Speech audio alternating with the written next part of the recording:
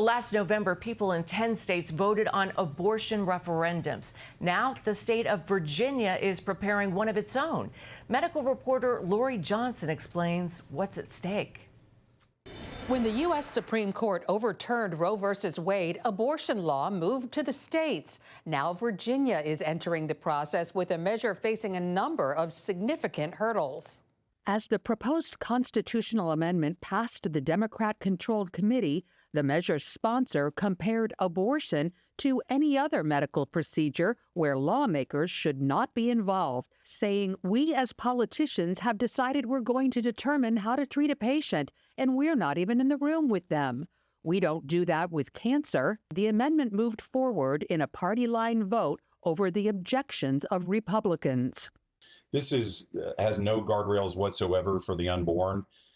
It leans completely into the most extreme version that any state is doing on this topic.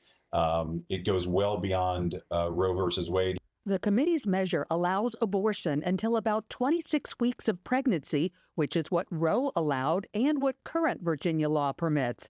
The proposed amendment, however, goes further and would allow abortion up until birth if a doctor says the mother's health is in danger. In theory, that could be the abortion doctor who could make the decision, and not just about the health of the mother. It clearly says the mental health of the mother. The new law would also allow for a single doctor's approval instead of the current requirement of 3 doctors needed to sign off on late-term abortions. It's going to eliminate things like parental notification, which may even be more scary than the other things that it does. So having children being able to be subjected to this procedure without their parents' involvement, I think it speaks loud and clear to the intentions of Democrats, at least in Virginia.